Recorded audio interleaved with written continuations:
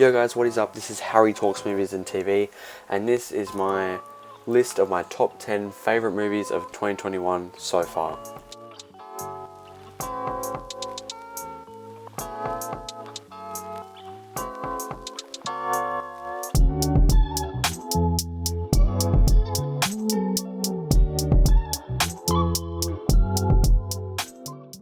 Starting off at number 10, we have Fatherhood, which is Kevin Hart's newest movie about sort of being a father, raising a little girl on his own.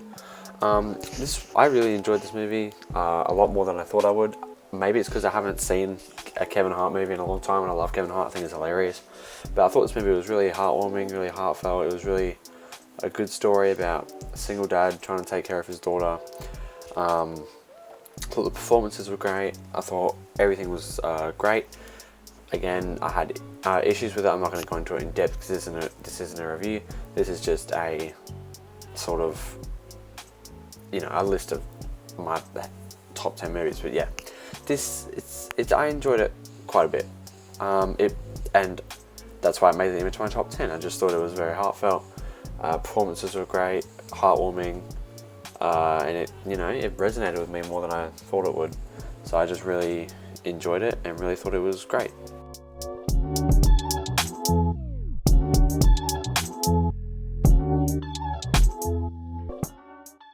Next up, we have Zack Snyder's Army of the Dead.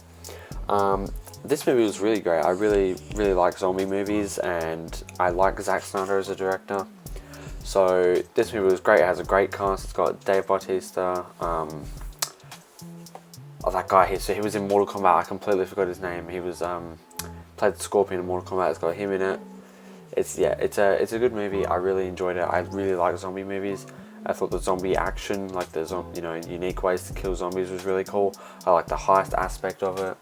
I just really liked the whole movie. I thought it was really strong. One of Zack Snyder's better films, in my opinion, because he hasn't made the best films in his career. But yeah, I think this film is really good. I really enjoyed it all around, and yeah, I think this is one of Zack Snyder's better films, and that's why I made it into my top 10 list of 2021.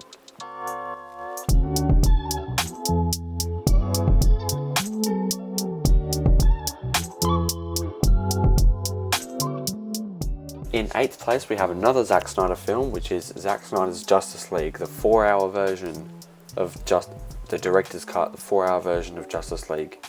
I thought this was such an improvement from the first Justice League, the original Justice League, the Joss Whedon version. I thought that was really under average, really below the standard for what these movies should be. I thought it was anyway. This video wasn't about that movie, but yeah, I didn't really like that movie at all. But this was a huge improvement. I felt like there was a lot more that we needed.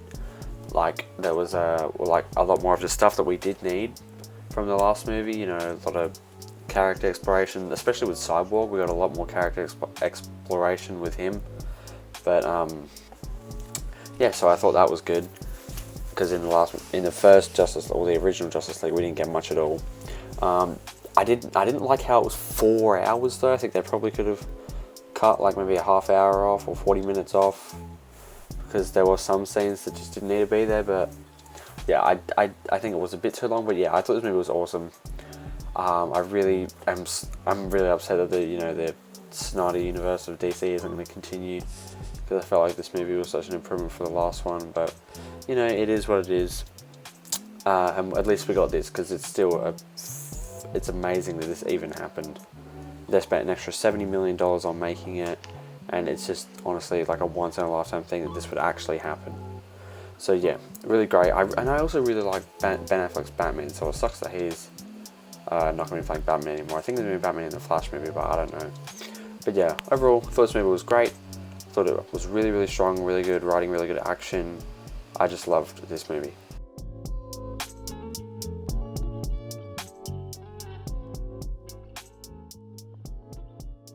In 7th place, we have Luca, which is Pixar's newest film, and it is about two young boys from Italy. It's Italy, right? Yeah. Two young boys from Italy who are secretly fish monsters, little mermaid sort of things. I don't even know what they are. I know that a lot of people had some problems with this movie, but I thought this movie was very, very heartwarming and very sweet movie. You know, like it's a family movie, and it's really enjoyable. I loved, you know, the whole story about, it's like, you know, friendship, and I like the characters. They're funny characters. You know, from a Pixar, it's what you'd expect from a Pixar film. Funny characters, you know, good story. And I think it was just really interesting, you know, and especially the cultural side of it, to go on to Italy. We don't really get many Pixar movies that are, you know, in a different place other than the US. So that's cool to, you know, go and explore this different type of culture in a Pixar movie. I really like the animation style, you know, the way the faces are like shaped. I like that kind of animation style, and the really curly hair and stuff like that. I thought that was really cool. I thought the characters were great. I thought the underwater thing was great. I thought the voice acting was great. Like the whole underwater side of it, I thought was great. Again, I had some problems with this movie. I'm not really going to get into it. But yeah, I really enjoyed this movie, and that is why it landed on my 7th place on my top 10 list.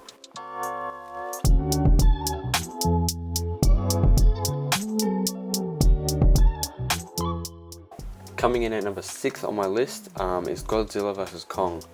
I know this movie had some writing problems and problems with the human story, but I thought this movie was epic. I've loved the Godzilla and King Kong movies before this, and it's all building up to this. I thought it was epic. I thought it really nailed it with the action and the, you know, like the story of the Godzilla and Kong sort of his ancestors and going to Middle Earth and stuff.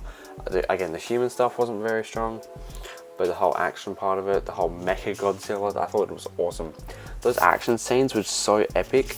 Just to see Godzilla fight Kong is just a really awesome thing that I never thought we'd actually see.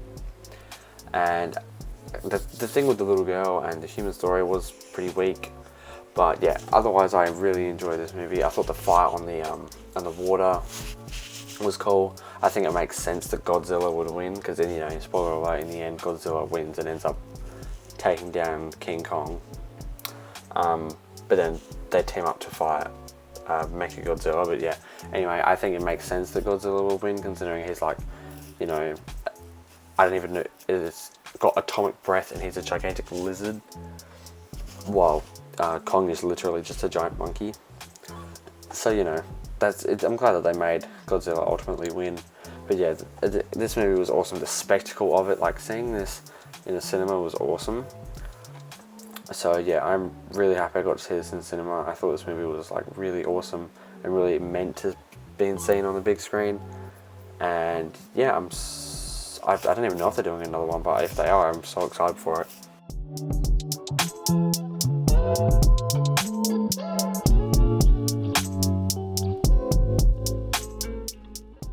Number 5 on my list is Fear Street 1978. I really like this movie. It's got that horror, it's just so nostalgic. It's got that horror slasher teen type vibe that I really love.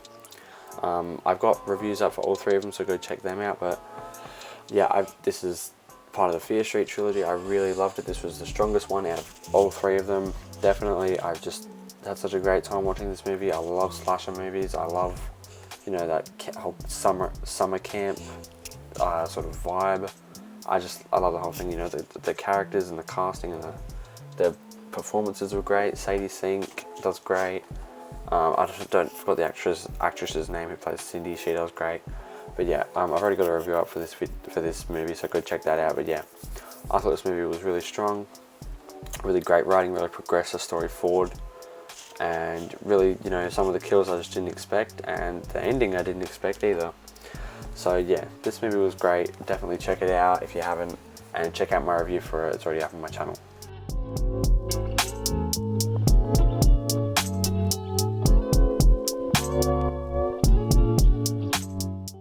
At number 4 we have Cruella, which is by far Disney's best live action sort of take on a story.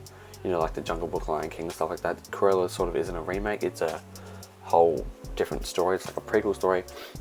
I fucking love this movie. I don't know, I think I definitely enjoyed it more than most people. I think it's like fantastic. I absolutely love it, man. It's so, like, Emma Stone is so great in this movie, so is Emma Thompson. Like, the whole thing with, a spoiler alert, thingy being, the Baroness being Cruella's mother is really awesome. The twist, I love how they don't make Cruella a good guy, which is really what I was afraid of. They don't. They stick to her being a villain. I personally think it would have been better if they made her actually kill the Dalmatians to make that coat in this movie. But, you know, they didn't. It's a Disney movie, I understand why they couldn't, but I feel like it would have been probably more fitting if she did. But yeah, they still made her a villain. I thought this origin story for this awesome villain is awesome. And Emma Stone does a fantastic job at portraying her. She really feels like the character from the first 101 Dalmatians movie, which I wasn't a huge fan of, but I still really love this movie. Horace and Jasper were great. Supporting cast was great. The costume designer on this movie should win an award probably. It was just so awesome. Yeah, this is definitely one of Disney's best live action versions of their movies, and I hope they make more like this.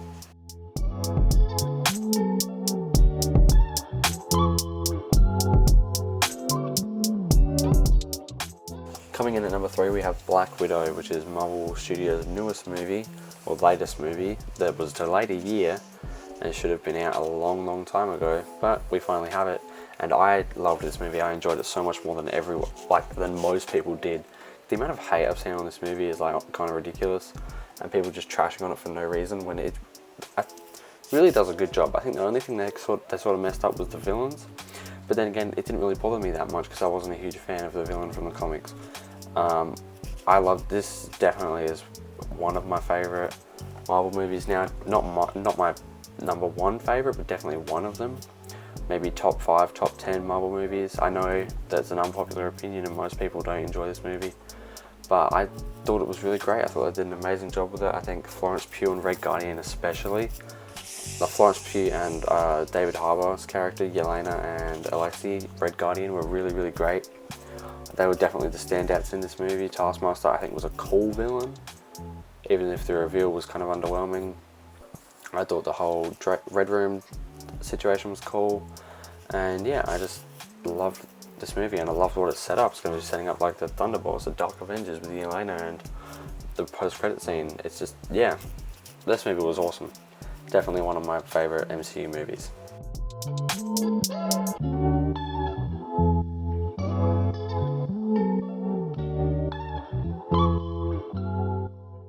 In second place, we have Mitchells vs. the Machines. I really loved this movie. It was so phenomenal. I love the animation style. It's probably one of my top things about it. It's probably what made me love this movie so much, is the animation style, because it's similar to Spider-Verse, and I love Spider-Verse. So that really made me love this movie even more. If not, the heartfelt family story of it was so great, and so was the animation style, the heartfelt story. The voice acting, just everything was convincing. That it was funny. It was funny. You don't get a lot of actual family movies that can be funny for everyone nowadays, but this one genuinely was. So it's so high up on my list because I just truly had a great time watching this movie. I think it was delayed a lot. It was supposed to come out a long time ago, but it was delayed. And it was finally released. Again, I'm a bit blurry on the details of this movie because I watched it a few months ago, so I don't remember everything about it, but I remember how much I loved it, and it was it's definitely my number one animated movie now. It was just so great. I loved the whole story, the conflict, everything. Danny McBride, Rudolph was great. Everything about this movie was great.